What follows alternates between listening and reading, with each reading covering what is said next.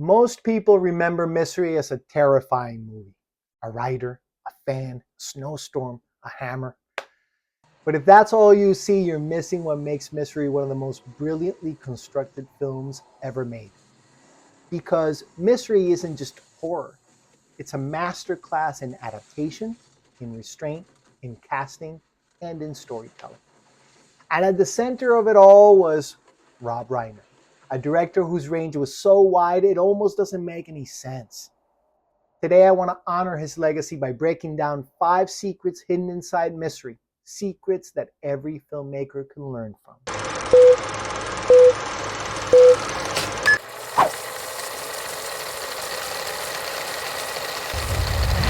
If you're new here, my name is Miguel Parga. I'm the best-selling author of What They Didn't Teach You in Film School and Make Your Own Movies.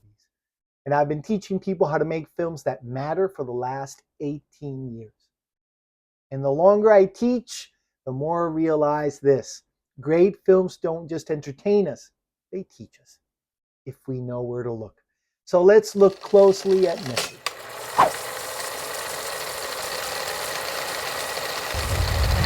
The first hidden secret in Mystery is that it's an adaptation of Stephen King's novel of the same name. And that may sound obvious, but here's what's not so obvious.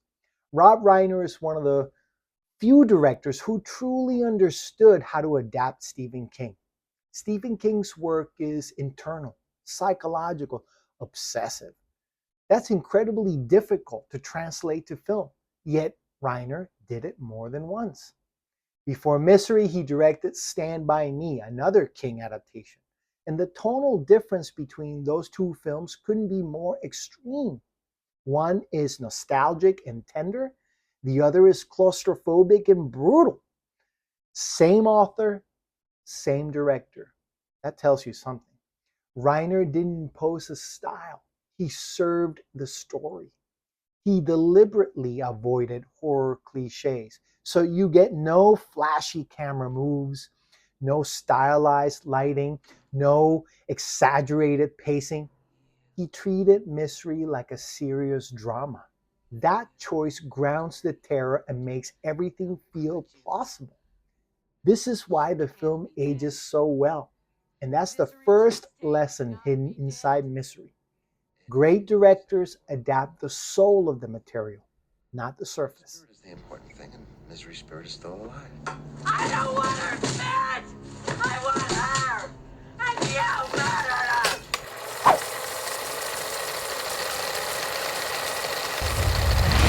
Let's talk about the hobbling scene.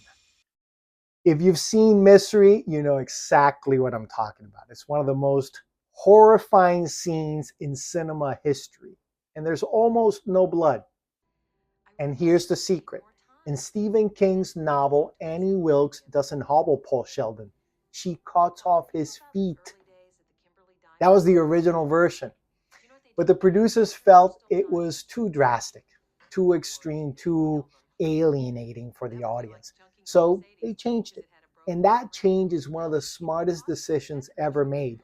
Because what Reiner understood is this: what the audience imagines is always worse than what you show.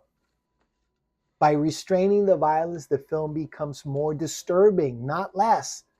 The pain is psychological, lingering, unavoidable.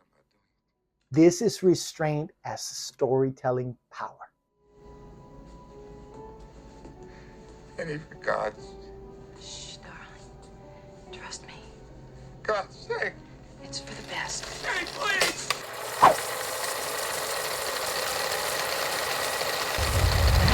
This one surprises a lot of people. Stephen King has been very open about the fact that he did not think James Caan was right for the role of Paul Sheldon. He felt Caan was too tough, too masculine, not vulnerable enough.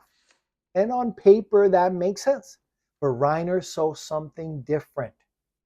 He understood that Paul Sheldon needed strength, because the stronger the character is, the more horrifying it becomes when that strength is stripped away. James Caan doesn't start the film as a victim, he becomes one. And that transformation is everything. I can understand Stephen King's doubts, though.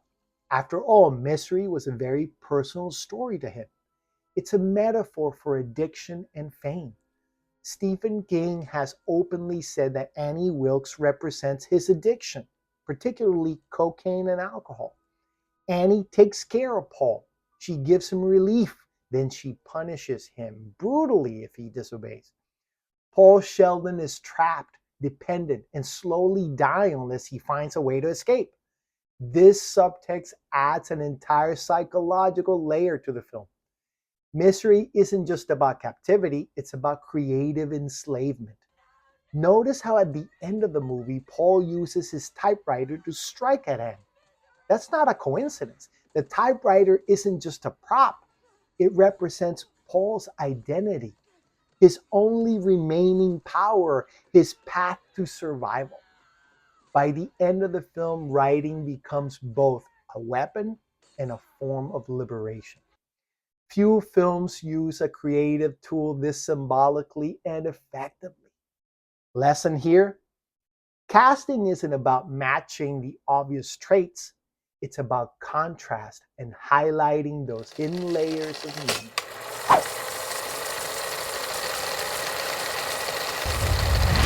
The screenplay for Misery was written by William Goldman. If that name sounds familiar, it should. Goldman also wrote The Princess Bride, one of my personal favorite films, and collaborated with Reiner multiple times. Goldman later wrote a book called Adventures in the Screen Trade, where he talks extensively about the making of Misery. And here's the key insight: Goldman understood structure better than almost anyone. He knew exactly when to withhold information, when to escalate, when to let scenes breathe. Misery works not because it's violent, but because it is precise. Every scene tightens the vice. That's not accidental. That's right.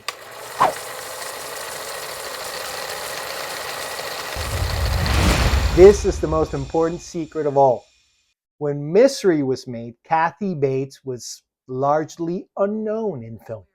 She was a Broadway actress. Rob Reiner had seen her in a production of Frankie and Johnny, and something clicked. What she delivered in Misery is one of the greatest performances ever put on screen. She won the Academy Award for it, one of the very few times a horror performance has ever won an Oscar. And if you watch closely, you'll see why. Annie Wilkes isn't a monster. She's polite, she's nurturing, she's reasonable until she's not. That duality is what makes the character terrifying. Bates has said she never approached Annie as insane. Instead, she played her as morally correct, emotionally wounded, completely justified in her own mind. This is why Annie never feels cartoonish. Great villains never think they're villains. And Reiner trusted the performance enough to stay out of her way. Great directing often looks invisible.